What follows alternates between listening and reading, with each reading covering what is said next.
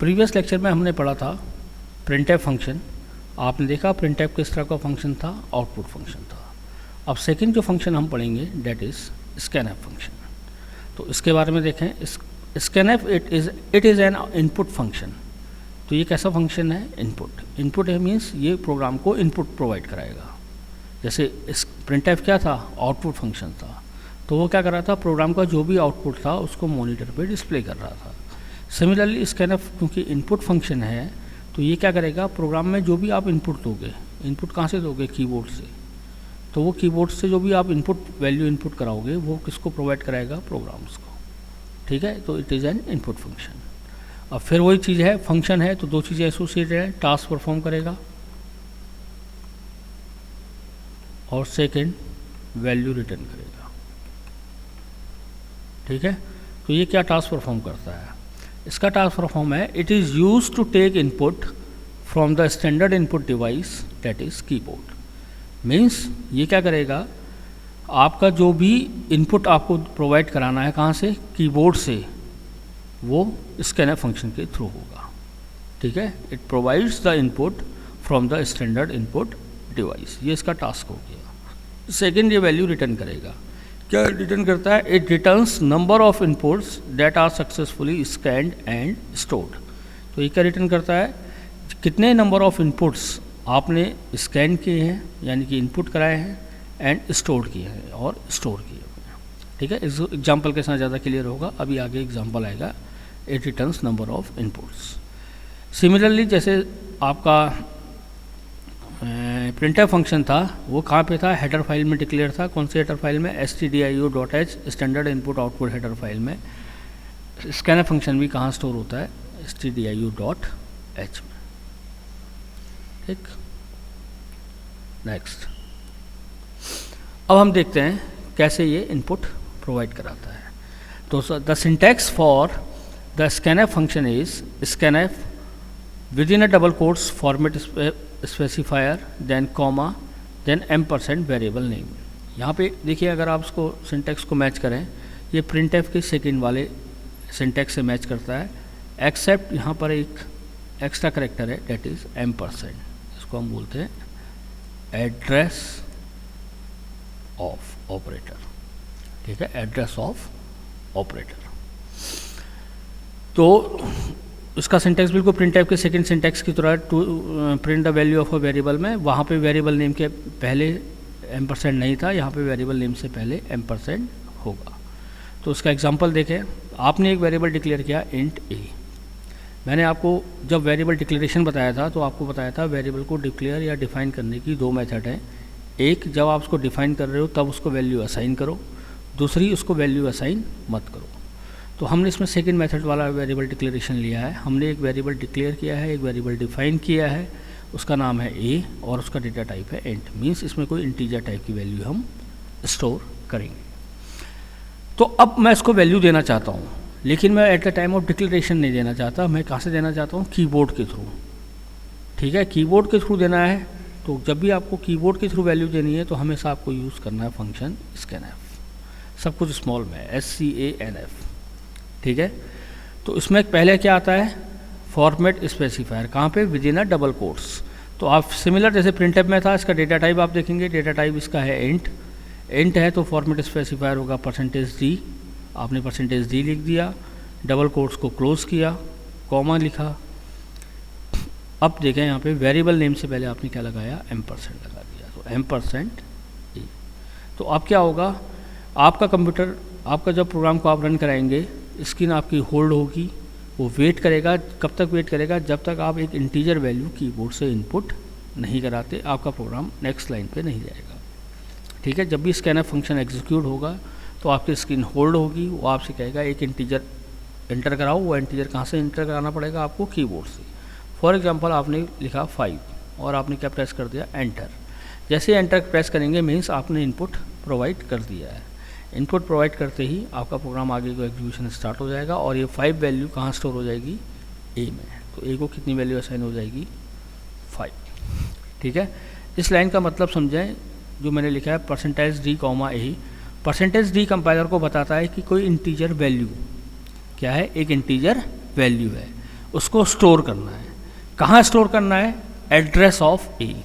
तो जब भी आप वेरिएबल को डिफाइन या डिक्लेयर करते हैं तो उसको एक मेमोरी एलोकेट होती है। फॉर एग्जांपल इसको मेमोरी लोकेशन 1000 एलोकेट हुई।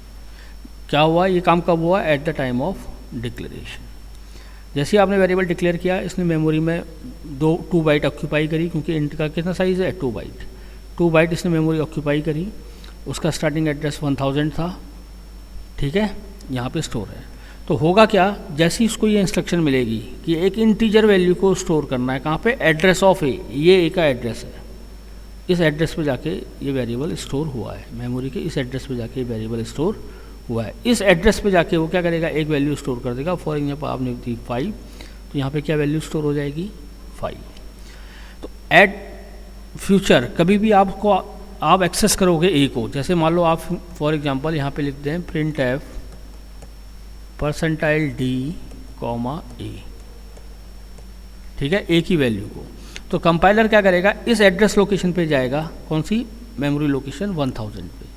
देखेगा यहाँ पे क्या वैल्यू पड़ी है। यहाँ पे क्या वैल्यू पड़ी है? 5। इस 5 को किसको प्रोवाइड करा देगा? इस प्रिंट एफ, इस ए को वो 5 वैल्यू प्रोवाइड करा देगा। तो आपका प्रोग्राम का आउटपुट क्या आएगा? प्रिंट एफ क्या करेगा? मॉनिटर पे वैल्यू प्रिंट करेगा। तो वो क्या करेगा? इस मॉनिटर पे वो वैल्यू प्रिंट कर देगा, डेट इज़ 5, ठीक है। नेक्स्ट, सिमिलर अगर आपके एक से ज़्यादा वेरिएबल हैं, फॉर एग्जांपल आपने 2 वेरिएबल लिए, इंट ए फ्लोट बी, आपको इसको मॉनिटर से कीबोर्ड से आपको उसको वैल्यू प्रोवाइड करानी है। तो आप कैसे प्रोवाइड कराएंगे? पहले आपने मान लो ए को करानी है, आपने लिखा है स्कैन एफ, ए का format specifier percentage D comma address of A. Similarly B को करानी है, तो आपने लिखा है scanf format specifier percentage F comma address of B. आप नहीं चाहते कि 2 स्कैन एफ का यूज़ करें, एक सिंगल स्कैन एफ का यूज़ करें, तो आप लिख सकते हैं स्कैन एफ, दोनों के फॉर्मेट स्पेसिफायर लिख दें percentage D percentage F comma address of A address of B.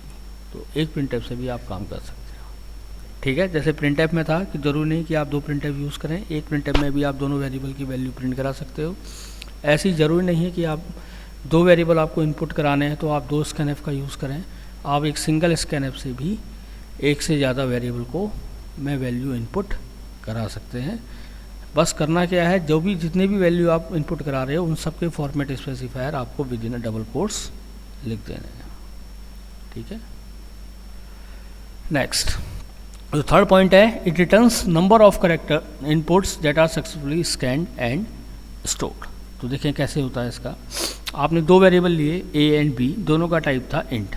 तो अगर आप एक से ज़्यादा वेरिएबल का यूज़ कर रहे हैं और दोनों का टाइप क्या है? सेम है, तो आपको 2 बार डिक्लेयर करने की ज़रूरत नहीं कि आपने एक बार लिखा इंट ए सेमी कॉलन, फिर आपने लिखा इंट बी सेमी कॉलन।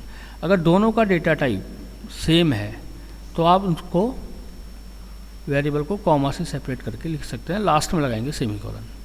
जब सारे वेरिएबल ख़त्म हो जाएंगे तो लास्ट में एंडिंग किससे होगी? हमेशा प्रोग्राम में हर स्टेटमेंट की एंडिंग जो होगी वो होगी सेमी कॉलन से, ठीक है। सेमी कॉलन इंडिकेट्स करता है एंड ऑफ द स्टेटमेंट, कि ये स्टेटमेंट एंड हो गया है, ठीक है। आपने 2 वेरिएबल डिक्लेयर किए, ए और बी, दोनों का टाइप था इंट। नेक्स्ट लाइन में आपने लिखा b equal to scan f percentile D comma एम% ए। तो इसका मतलब पहले ये लाइन, ये स्कैन एफ फंक्शन एग्जीक्यूट होगा। ये क्या करेगा? एक इंटीजर वैल्यू को कहाँ से आपसे इनपुट कराएगा? कीबोर्ड से, और किसको असाइन कर देगा? ए को। ए के एड्रेस में जाके वो वैल्यू स्टोर हो जाएगी। फॉर एग्जांपल आपने ए को वैल्यू दी 0, ए को आपने क्या वैल्यू दी? 0। तो ये वैल्यू 0 ए पे चले गई, ठीक है। अब ये इसने अपना टास्क परफॉर्म कर लिया, ए को क्या वैल्यू असाइन कर दी? 0। अब ये वैल्यू रिटर्न करेगा। क्या रिटर्न करता है? Number of inputs that are successfully scanned and stored. तो वो ये रिटर्न नहीं करता कि क्या वैल्यू आपने प्रोवाइड कराई है, क्या इनपुट आपने दिया है, ठीक है। वो ये देखता है कितने इनपुट दिए हैं, क्या इनपुट दिया नहीं, कितने इनपुट दिए हैं। कितने इनपुट हैं यहाँ पे? 1 इनपुट। कितने इनपुट हैं? 1, एक ही वैल्यू तो इनपुट करा रहे हो आप, एक परसेंटेज डी, एक इंटीजर आपने स्टोर कराया, ठीक है, और वो कहाँ स्टोर कर दिया, ए के एड्रेस पे। तो कितने इनपुट हैं, 1 इनपुट, ठीक। तो ये जो स्कैनफ है, ये लाइन क्या बन जाएगी, बी इक्वल टू, मैंने क्या बोला था, जब भी फंक्शन वैल्यू रिटर्न करता है तो वो फंक्शन रिप्लेस होता है अपनी रिटर्न वैल्यू से। इसने क्या रिटर्न किया, 1, तो ये जो सेकेंड लाइन है, ये लाइन वो बन जाएगी बी इक्वल टू 1, यानी ये 1 किसको असाइन हो जाएगा, बी को। तो जब आप ये प्रिंट कराएंगे print F percentile D comma B, तो क्या प्रिंट होगा, 1, क्योंकि बी की वैल्यू कितनी है, 1। तो पहले ये स्कैनफ चलेगा, वो आपका वेट करेगा, क्या वैल्यू आप इनपुट करा रहे हो, आपने वैल्यू कराई 0 इनपुट, फिर आपने एंटर प्रेस किया, एंटर प्रेस करते ही आपका एग्जीक्यूशन नेक्स्ट लाइन पे आएगा। नेक्स्ट लाइन क्या करा रही है, बी की वैल्यू जो आपने बी को प्रोवाइड कराई है, कहाँ से, स्कैनफ की रिटर्न वैल्यू से, उस बी की वैल्यू को आप यहाँ पे प्रिंट करा रहे हैं। तो प्रिंट करेगा प्रिंट एफ, तो क्या प्रिंट कर देगा, 1, that is a output. Next, अब कुछ पॉइंट्स हैं स्कैनफ के रिगार्डिंग जो आपको माइंड में रखने हैं। ये गलतियाँ सबसे ज़्यादा होती हैं जब हम फर्स्ट टाइम प्रोग्रामिंग करते हैं, तो स्कैनफ में सबसे ज़्यादा प्रॉब्लम हम स्कैनफ में करते हैं। हमारा पास कई बार क्या होता है, आउटपुट सही नहीं आता, वो इसलिए सही नहीं आता क्योंकि हम स्कैनफ में गलतियाँ करते हैं। तो पहला पॉइंट जो आपको याद रखना है, no comma and other statement between format specifier. Format specifier मैंने क्या बोला था, अगर आपको एक से ज़्यादा वेरिएबल को वैल्यू असाइन करनी है तो आप एक सिंगल स्कैनफ से काम कर सकते हैं। लेकिन अगर आप एक से ज़्यादा वैल्यू इनपुट करा रहे हैं और आपने एक ही स्कैनफ लिया है, तो ये पॉइंट्स आपके लिए बहुत इंपॉर्टेंट है जो आपको माइंड में रखना है। इस एग्जांपल को अगर आप देखें, आपने 2 वेरिएबल लिए हैं, ए एंड बी, दोनों का टाइप है इंट, इसलिए आपने उसको कॉमा से सेपरेट कर दिया है। फिर आपने 2 वैल्यू इनपुट कराई, आपने डबल कोट्स के अंदर रखा है percentile D comma percentile D. मैंने क्या कहा था, आप सिर्फ क्या लिखें, फॉर्मेट स्पेसिफायर लिखें, लेकिन यहाँ पे आपने एक वैल्यू एक्स्ट्रा लिख दी, क्या लिख दिया, कॉमा। 2 फॉर्मेट स्पेसिफायर के बीच में क्या लगा दिया, कॉमा।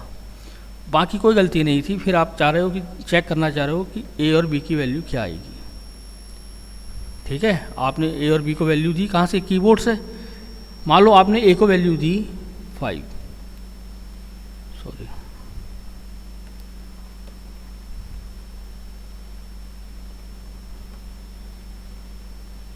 आपने ए को वैल्यू दी 5, फिर आपने एंटर मारा, फिर आपने बी को वैल्यू दी 3, आपने एंटर मारा।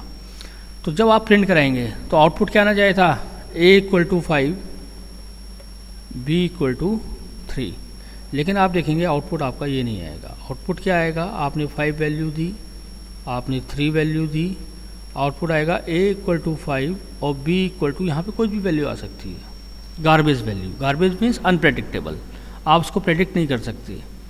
क्यों प्रॉब्लम आई, ये प्रॉब्लम सिर्फ इसलिए आई क्योंकि आपने यहाँ पे लगा दिया कॉमा, किनके बीच में, 2 फॉर्मेट स्पेसिफायर के बीच में। प्रिंट ऐप में जैसा होता है, जो भी चीज़ आप डबल कोट्स के अंदर लिखते हो वो एज इट इज़ मॉनिटर पे प्रिंट होती है।